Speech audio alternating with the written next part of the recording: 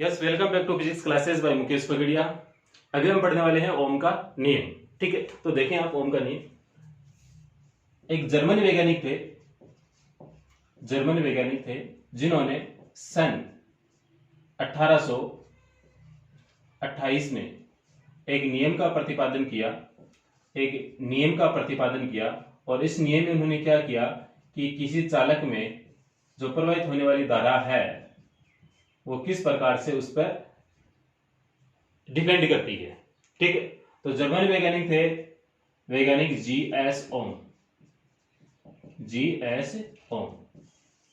ठीक है, तो दोबारा सुने। जर्मन वैज्ञानिक जीएस ओम ने सन 1828 में एक नियम का प्रतिपादन किया। इसने क्या बताया कि किसी चालक में कोई धारा जो प्रवाहित करने वाली धारा वो किस प्रकार से डिपेंड करती है। ठीक है, तब वैज्ञानिक जीएस ओम के सम्मान में इस नियम को ही हम क्या बोलते हैं, ओम का नियम बोलते हैं। बट ये नियम है क्या? ऐसे आ जाए कि ओम का नियम लिखिए, तो ओम का नियम हम ये थोड़े लिखेंगे सन 1800 मतलब इसमें जीएस वैज्ञानिक ने एक चालक में ये नहीं लिखना है। लिखना है क्या है वो देखें आप। ठीक है, इस नियम के अनुसार दूसरी बात, पहले एक चीज और सुन लीजिए कि यहाँ पर हम एक ओम के नियम का एक्सपेरिमेंट है, तो हम यहाँ पर ओम के नियम का एक्सपेरिमेंट नहीं कर रहे हैं, हम ओनली उसकी थ्योरी पढ़ रहे हैं। ठीक है, एक्सपेरिमेंट है तो पहले हम एक्सपेरिमेंट करेंगे, तो एक्सपेरिमेंट करके ही फिर हम उसकी थ्योरी को डिराइव कर पाएंगे। बट हमें यहाँ पर इस टॉपिक का जो उद्देश्य है अपना वो ओनली थ्योरेटिकल पोर्शन ही पढ़ना है, नॉट प्रैक्टिकली। ठीक है, तो हम स्टार्ट कर रहे हैं अपने ओम के नियम को। ठीक है, इस नियम के अनुसार, पहले इसमें डेफिनेशन लिख रहा हूं। इस नियम के अनुसार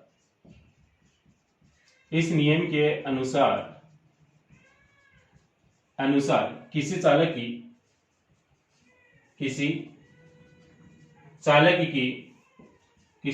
की भौतिक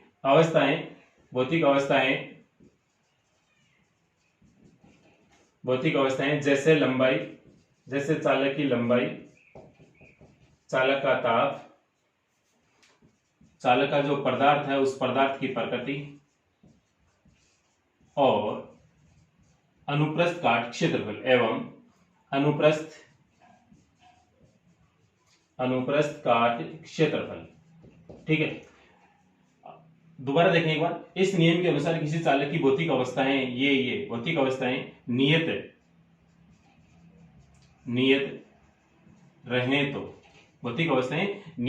रहें तो चालक में प्रवाह धारा, चालक में जो प्रवाही धारा या चालक में प्रवाह धारा या प्रवाहित धारा आई चालक के सिरों पर उत्पन्न विभवांतर, इसको हम लिख रहे हैं वी के समानुपाती होती है। ठीक है, अर्थात हम क्या लिख सकते हैं, अर्थात V समानुपाती I। ठीक है, तो यहां पर समानुपाती चिन्ह को उठाएंगे तो नियतांक कहां मिलेंगे, V इज इक्वल टू नियतांक कहां मिलेंगे R, तो V is equal to RI, या फिर इसको कंबाइंड रूप से इस प्रकार से लिखते हैं बोलचाल की भाषा में, V is equal to IR। ठीक है, R यहां पर क्या एक समानुपाती नियतांक है, देखते रहिए यहां पर R यहां पर क्या एक समानुपाती नियतांक है, समानुपाती नियतांक है। ठीक है, जिसे हम क्या बोलेंगे, जिसे चालक का प्रतिरोध कहते हैं। ठीक है, जिसे हम क्या कहते हैं, चालक का प्रतिरोध कहते हैं। किसको कहते हैं, R को। R यहाँ पर जो समानुपाती नियतांक है ये क्या कहलाएगा, किसी चालक का प्रतिरोध कहलाएगा। ठीक है, अतः यहां से यदि R की वैल्यू ज्ञात करें, यहां से R की वैल्यू ज्ञात करें तो R is equal to I का हम इधर क्या दे देंगे, भाग दे देंगे, तो R इज इक्वल टू क्या हो गया, V अपॉन I। ठीक है, तो अब इसका मात्रक, ठीक है, तो इसका मात्रक क्या है, V का मात्रक क्या होता है, वोल्ट, और I का मात्रक धारा है तो एम्पियर। वोल्ट अपॉन एम्पियर को हम क्या बोलेंगे, ओम बोलेंगे। क्या बोलेंगे, ओम बोलेंगे। अतः प्रतिरोध का जो ऐसा ही मात्रक है, प्रतिरोध का SI मात्रक, वो क्या है, ओम है। और ओम का जो संकेत है वो ये वाला है, ठीक है, ओम का संकेत वो है, ठीक है। इतनी बातें हमने कर ली। अब हम एक काम करते हैं, V व I के मध्य ग्राफ खींचते हैं। V व I में ग्राफ, तो ग्राफ देखें इस प्रकार से बना रहे हैं।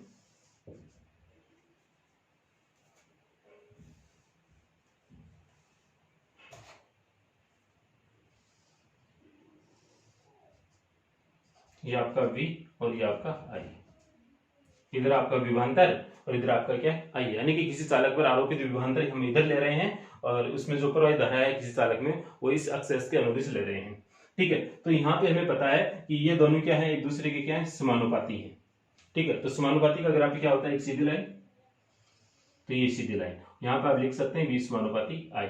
यहाँ पर मैं एक एंगल ले रहा हूं थीटा।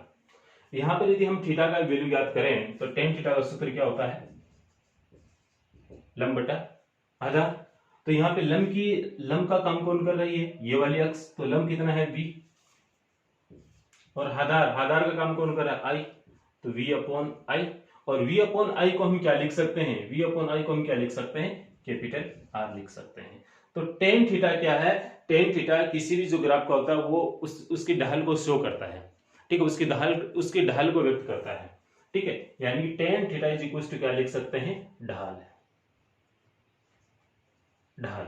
तो ढाल क्या है, यहाँ पर R है, तो ढाल किसके बराबर है, उसके प्रतिरोध के बराबर है, ठीक है। तो एक नंबर का क्वेश्चन आ सकता है कई बार कि V व I के मध्य खींचे गए ग्राफ की जो ढाल होती है किसको व्यक्त करती है, किस भौतिक राशि को व्यक्त करती है, तो वह चालक के प्रतिरोध को व्यक्त करती है, ठीक है। चालक के प्रतिरोध को हम किससे लिखने वाले हैं, कैपिटल R से लिखने वाले हैं। इसका चालक का प्रतिरोध R है, इसका मात्रक क्या है, ओम है, और इसका जो संकेत है आगे जो हम यूज करेंगे, संकेत किस प्रकार से काम में लेंगे, इस प्रकार से जिगजैग लाइन है।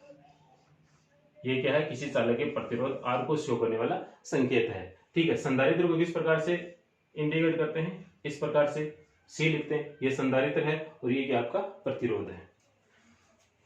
तो ये बात आप समझ गए होंगे। अब एक चीज यहाँ पर एक दूसरी भी होती है, यदि हम ग्राफ इस प्रकार से बना लें, ग्राफ किस प्रकार से बनाए, इस प्रकार से ग्राफ में इधर यदि हम I ले लें और इधर यदि हम V ले लें और ये वाली लाइन खींचे और इसको बोलते हैं थीटा, तो ये भी क्या है, V समानुपाती I का ग्राफ है। बट इसमें फर्क क्या है, इसमें जो V लिया है वो इधर न लेकर हमने नीचे की तरफ ले लिया है और I हमने इस एक्सेस की तरफ लिया है, ठीक है। तब यहाँ पे जो टेन थीटा का फॉर्मूला आएगा, तो टेन थीटा लंब बटा आधार, तो लंब का काम कौन कर रहा है, I, तो ये I अपॉन V हो गया, और I अपॉन V यानी V अपॉन I तो क्या है, R है। तो यहां से एक चीज और आपको समझनी है, यदि हम I अपॉन V लिखें तो इसका भी क्या करना पड़ेगा, उल्टा करना पड़ेगा, ठीक है, 1 बटा R, तो 1 अपॉन क्या हो गया, R। यदि हम I और V के मध्य ग्राफ खींचे तो इसकी जो ग्राफ की जो ढाल है वो क्या इंगित करेगी, ठीक है, तो वह ग्राफ की जो ढाल है वो चालक के प्रतिरोध के व्युत्क्रमानुपाती होती है, ठीक है। दोबारा सुन लीजिए सेंटेंस मेरा, किसी चालक के लिए I और V में खींचे गए ग्राफ की जो ढाल होती है उस चालक के प्रतिरोध के व्युत्क्रमानुपाती होती है, ठीक है। इस ग्राफ की ढाल है उस चालक के प्रतिरोध के व्युत्क्रमानुपाती के बराबर होती है। व्युत्क्रमानुपाती क्यों, क्योंकि 1 बटा R किसके बराबर है, टेन थीटा, और टेन थीटा किसके बराबर होगा, उस चालक की ढाल के बराबर होगा, ठीक है। तो सो गाइस आप समझ गए होंगे। अब एक चीज हम और लिखने वाले हैं, यानी कि ओम की परिभाषा, ओम की डेफिनेशन, यानी कि एक ओम की डेफिनेशन क्या होगी उसको हम एक्सप्लेन करने वाले हैं, ठीक है। तो आप इसका एक बार स्क्रीनशॉट ले लीजिए, स्क्रीनशॉट ले लीजिए इसका।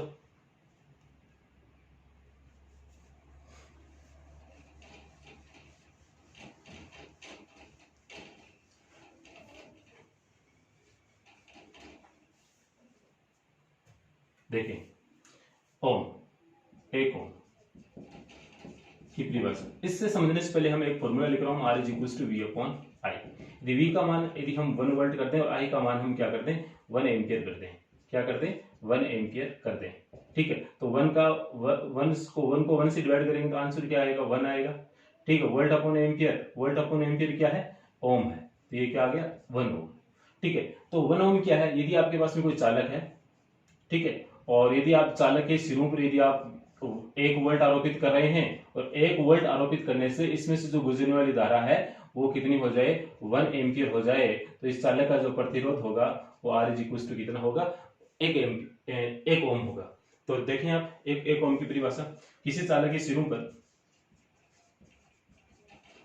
किसी चालक के सिरों पर 1 वोल्ट का विभवांतर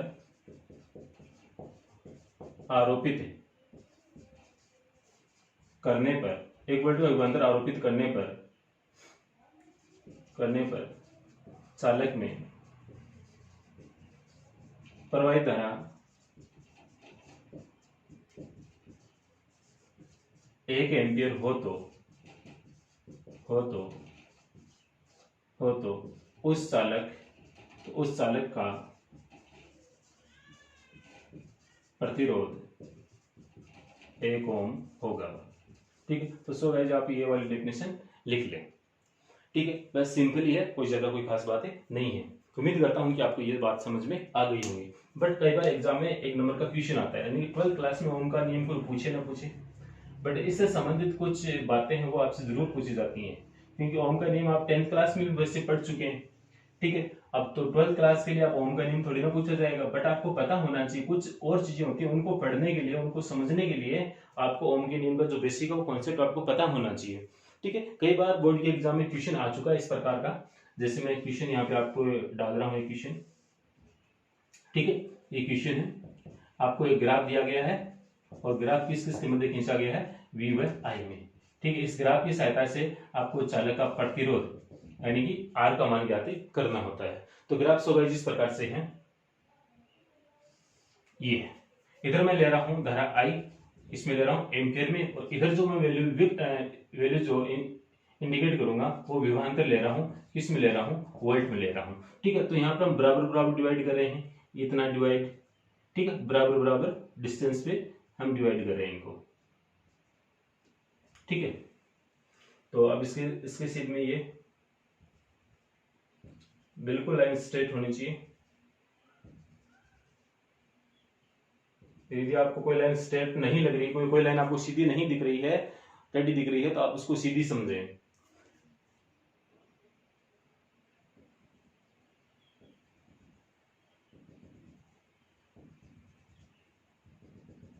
ठीक है, इधर मैं आप वैल्यू लिख रहा हूं, यहाँ पे जो एम्पियर है, धारा का मान है, वो मान रहा हूं 0.1, यहाँ पे 0.2, यहाँ पे 0.3, यहाँ पे 0.4, 0.5, 0.6। इधर जो वैल्यू है वो मैं ले रहा हूँ 1, 2, 3। तो इस प्रकार से मेरे पास में डायग्राम। तो सबसे पहले हम क्या लिखेंगे, दिया गया है, आंसर में क्या लिखेंगे, दिया गया है। ठीक है, क्या दिया गया है, V की वैल्यू लिख लेंगे और I की वैल्यू दी गई है। तो V की वैल्यू कोई भी आपको एक V की वैल्यू ज्ञात करनी है अपनी मर्जी से। जैसे मान लीजिए मेरी मर्जी होगी, मैंने 2 को ज्ञात करना है, तो मैं यहाँ पे लिख लूँ V = 2 और किस में, वोल्ट में, तो 2 वोल्ट। ठीक है, अब I की वैल्यू अपनी मर्जी से ज्ञात नहीं करनी है, अब अपनी मर्जी बदल गई है, अब अपनी मर्जी है किसी के बस में होगी, किसके बस में होगी, 2 के बस में। यानी कि हम इस 2 वोल्ट इधर इंडिकेट कर रहे हैं, तो 2 के रेस्पेक्ट में कितनी एम्पियर है वो काउंट करनी है आपको। तो I = कितना, 0.2 एम्पियर। ठीक है, वैल्यू क्या ज्ञात करनी है आपको, R की वैल्यू ज्ञात करनी है। तो हम क्या लिख सकते हैं, R = V/I। तो V की वैल्यू कितनी है, 2, और I की वैल्यू कितनी है, 0.2। ठीक है, 2 ये कितना हो गया, ये पॉइंट उठाएंगे तो ऊपर आपको 10 से मल्टीप्लाई करना पड़ेगा, 2 से 2 कैंसिल हो गया, R = कितना हो गया, 10 ओम। तो ये अपना आंसर कितना हो गया, 10 ओम, 10 ओम। ठीक है, तो R की वैल्यू कितनी आई अपने पास में, 10 ओम आई। अब आपको ये नहीं करना है कि आप पहले 1, 2, 3 इन सब की वैल्यू ज्ञात करें, फिर सबके लिए अलग अलग R का मान आएगा। R का मान सबके लिए अलग अलग नहीं आएगा, R का मान सबके लिए क्या आएगा, सेम आएगा। कितना आएगा, 10 ओम ही आएगा। ठीक है, हो सकता है कि आप 3 ओम ले, इधर 3 वोल्ट लें, तो 3 वोल्ट के संगत आपको I की वैल्यू कितनी लेनी है, 0.3 लेनी है। ठीक है, तो करके देखें एक बार, 3 लेकर V = 3 और I = 0.3। तो R = वैल्यू ज्ञात करनी है, तो R = V/I। तो कितना हो गया, ये 3.3 से ये इसको कैंसिल किया, तो R = कितना आया, 10 ओम। ठीक है, तो आपको कोई भी एक वैल्यू लेकर, ग्राफ में से कोई भी आपको एक वैल्यू चूज करके उसके संगत आपको R की वैल्यू ज्ञात करनी है। ठीक है, और नेक्स्ट क्वेश्चन आपके लिए, क्वेश्चन नंबर 2 आपके लिए। 2 आपके लिए क्या है कि इधर जो मैं वैल्यू है कुछ चेंज करके लिख रहा हूं। ठीक है, 2 4, 6, 8, 10 और 12 है। ठीक है, दिए गए ग्राफ की सहायता से उस साल का प्रतिरोध ज्ञात कीजिए। ठीक है, यानी कि आपको आर की वैल्यू ज्ञात करनी है। ठीक है, कोई भी आप एक वैल्यू लेकर उसके संगत आई की वैल्यू लेकर आर की वैल्यू ज्ञात करके मुझे बताएंगे। ठीक है, वीडियो देखने के लिए आपको थैंक यू।